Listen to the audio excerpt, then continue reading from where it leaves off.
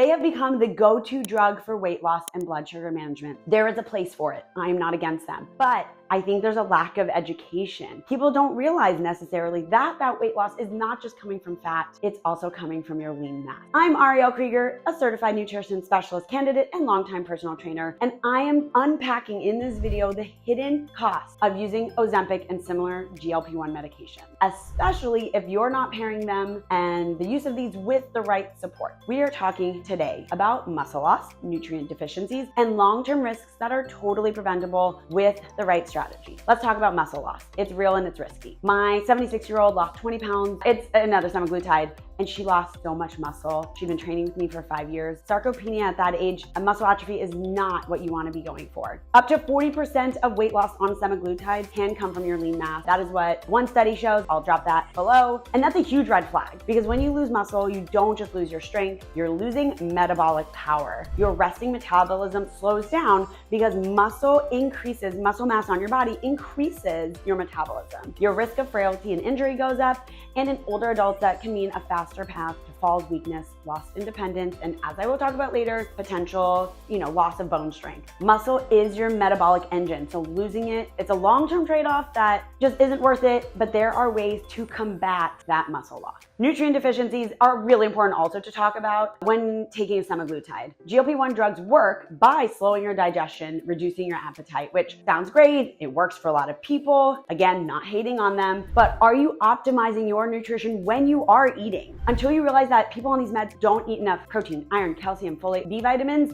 we're not using these properly. It's so important to make sure you're fueling your body, especially with a decreased appetite. And sometimes people feel nauseous, which makes it even harder to eat well consistently. So over time, these gaps in micronutrients, especially, right? Low energy, weakened immunity, poor recovery, and even bone loss. Obviously, it's important to get your macronutrients in as well, your protein, carbs, fats, but with decreased appetite and not optimizing and being intentional with what you're eating, we're losing those vitamins and minerals. These nutrients are non-negotiable if you're eating less. So it's so important to be intentional what you're fueling your body with. And your bone health can suffer as well if you're not fueling your body properly and you're not resistance training. Weight loss alone can decrease your bone density, right? And especially, again, not hating on weight loss, not hating on semaglutide, but when it's rapid and it's not supported by enough protein or vitamin D or resistance training, it can decrease. Your bone strength can decrease. We are talking increased risk of osteopenia and osteoporosis, and therefore fractures. And that is especially dangerous for women, especially perimenopausal women and older adults. So if you're on Ozempic and skipping meals or skipping strength training, you are putting your bones at risk too.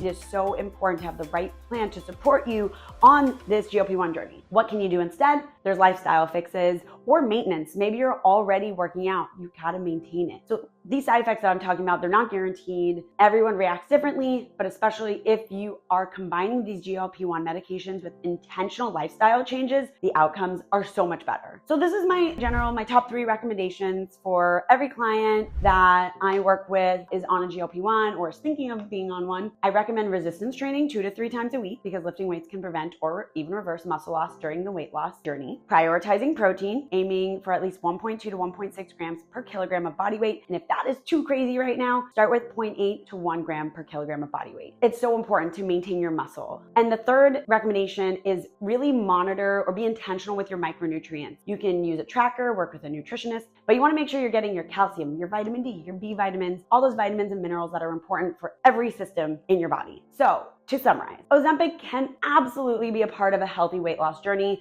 It's just not a magic fit. Without resistance training, without protein intake, without nutritional support, you are potentially risking muscle loss, metabolic decreases and slowing, and long-term health problems. So if you're using or considering using a GLP-1 medication, you really want to make sure that your plan is comprehensive and sustainable. Sustainability is so important. We're not talking about dieting here. We're talking about sustainable fueling of your body, sustainable resistance training. That's what we're working with here. So I'd love to hear from you. What questions do you have about these medications? Do you have questions about how to use them in a smart, supported way? Do you have opinions, feelings, thoughts? Drop a comment below. And if you found this helpful, hit that subscribe button, boom, so you don't miss the next breakdown. If you have questions, I'm here for you. My name's Arielle Creager. I'm a certified nutrition specialist candidate and longtime personal trainer, and I've got your back.